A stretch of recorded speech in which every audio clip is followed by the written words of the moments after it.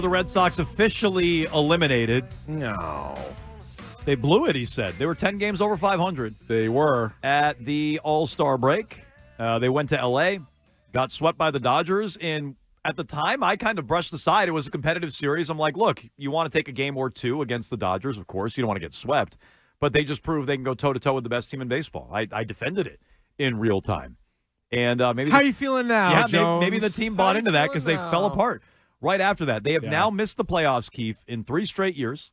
The first time that's happened since 2010 through 2012. They have not missed 4 consecutive postseasons in something like 30 years. I saw Tom Caron tweet that out last night. The Red Sox did, by the way, win the World Series the year after they missed the postseason 3 straight times the last go-round in 2013. But they're officially eliminated. And so it ended last night. And Cora, out one end of his mouth, is saying, well, we're not going to consider it success. I heard Breslow say something similar earlier today on the Greg Hill Show. If you missed any of that, Odyssey app, AUDACY. Get it on your phone. It's free. It's easy. You can take it with you wherever you go. You can listen to Craig Breslow there or seek it out on YouTube. Just subscribe to WEEI. Yeah, obviously it's not the goal. We want to make the playoffs. We want to compete for a World Series. Right. But nobody outside these walls even believe we'd be that good. And so I don't necessarily find that a satisfactory answer, to be honest. Like, oh, you guys didn't believe we could go 82-80 this year in your face. Yeah, we hit the over. Yeah. We hit the over. That's The Vegas over. It's not our goal, but we hit the over. Suck on that. Yeah, this one's tricky because if you just look at it from the preseason expectations, I think it is a success. And we can get into some of the particulars with the players. But if you look at where they were at the deadline, the fact that they actually did add some guys, but most of those guys sucked. So it was like Breslow got credit. Maybe all of them sucked. All of them sucked. Yeah. Fair enough. They all sucked. Danny Jansen made some baseball history. Other than he did. He made other baseball than that, history. I didn't care for it. They were talking about the Danny Jansen game for years to come. But so, in the moment, you're like, all right, look at this is different. They went out and got players. They needed help. They needed relief help. They got 2 guys. Both sucked. They got a starter who just got cut by a team that's good. Bring him back in. He's always hurt. Oh, he's hurt again.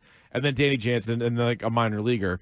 So the fact that they were closer than they should have been, and then they just weren't prepared to play in the second half of the season.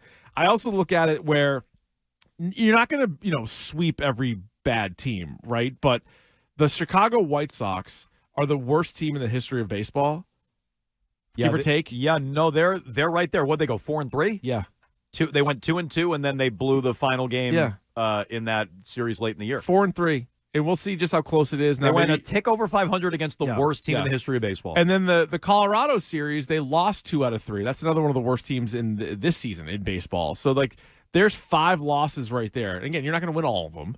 But depending on what it comes down to, 2 games could be a big difference maker, and you ended up losing those. So it's hard to say a non-playoff team is a success. But I think you can highlight a season like that Jarren Duran had. Like Jarren Duran established himself, full season guy, a real all-star, a top 5 guy. Yeah, great guy too, apparently. But he a bit of a homophobe. So I don't like that part about Jarren Duran, but his game, he had I was just looking this up, the 4th best WAR in baseball, like something insane like that, like higher than Juan Soto's. So he had a great year. He is the leadoff hitter. He can play center or left, depending on what you want to do with your alignment. He was great. Like, he had a great season and is somebody that you can kind of build around going forward. So I look at that as a big win. Okay, so if I asked you, was this year a failure? You would answer, no, it's not a failure. Not a failure. But if I ask, is it a success, I would also answer no. So this wasn't a success, right? So it's something. We live in a world where it's black and white. Okay, well, I would say no to a success. I mean, if you're asking me that question, I would say no. This wasn't a success. Closer to success than failure, I guess. On the scale, I would call it a step forward. Step forward. Like, is that a baby step? Being too much in the middle? Yeah, we can debate how large of a step. But it was a step forward. The farm system feels like it got a lot better. Roman Anthony is the number 1 prospect in baseball. Christian Campbell was Baseball America's Player of the Year. So it feels like the farm system, they're close. The kids are on the way. You had a big league season, not kids at Worcester. Yep. You had a big league season out of Jarren Duran. That was, I think, in some ways special. Tanner Houck also, I would say, had a much better year than anticipated. And you're like, that was a guy that might not have even have been in the rotation if Lucas Giolito didn't get hurt in camp. He ends up being an all-star. He he was in the Cy Young conversation for a few months. That obviously dipped, but still an ERA just over 3 and the first full season as a starter for Houck. I would look at Houck and Duran as sort of wins. A few other players had their moments, like, Wilyer Abreu looks like he's like a major league player. Yeah. Cedar Rafaela looks like a major league player. Yeah. So I'd call it a step forward. And so was it if you would have told me before the year they're going 82 and 80 or whatever they're going to wind up going, I probably would have signed up for that, I guess. But what if I told you they were 10 games over at the deadline? And what if I told you they were playing that level of baseball? Yeah. Would you have signed up for that? So the second half was a failure. The second half of the year was a failure. They fell apart again after the trade deadline. August, yeah. So can I answer it that way? Yeah, I guess. This year was not a success. Oh, no. The second half turn. was a failure again. Maybe overall they took a step forward, but really more at AAA than at the big league level. It feels like we're 1 year closer to finally not having to deal with a bridge year and actually have a real baseball season. That's how I would answer that. And it's not enough. Like, if you take a step back and look at it from 1,000 feet, you're not doing what a Red Sox baseball team should do. You've missed the playoffs 3 years in a row. You've collapsed after the trade deadline 3 years in a row, and you just extended and rewarded the manager for that. Oh, yeah, big extension. I don't love any of that. I don't. And so to get people on board, what do you have to do? You have to make trades this offseason. Breslow said it this morning. He said it to Alex Spear yesterday.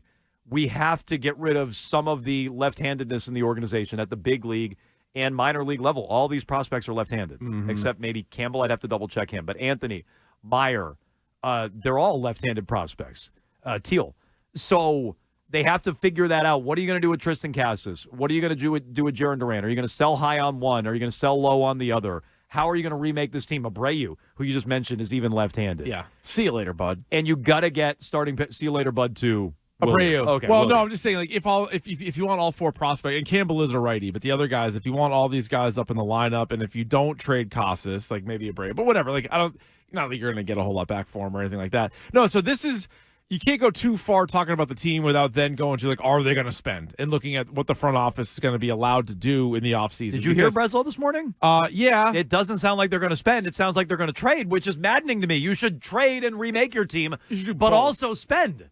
It doesn't sound like they're going to spend. I was not heartened by listening to Breslow this morning. So I don't think they are going to spend. So now it's going to be, can Breslow kind of thread that needle and get what you need to get? Meaning this season, whether you want to even talk yourself into maybe it being somewhat successful, that'll all go up in smoke if it's just run it back with the kids. Like, just, we got the prospects and whoever's coming back. Like, that's not it. I think what this team proved is they have a bunch of guys. It's almost like their starting rotation, for example, is like a wide receiver room that doesn't have the number one, or maybe even the number two, but they're like, well, Pop Douglas is serviceable. Like, Tanner Houck's pretty good, but not if he's the horse. Right. So if they get a start, if Corbin Burns was in this rotation with the other four guys, you'd be like, right, but that doesn't sound like their plan. Their plan doesn't sound like we're going to go sign Corbin Burns. Their plan sounds like we're going to trade Tristan Casas for pitching, which would help. And if you're telling me they're not going to spend, I'm pissed about it.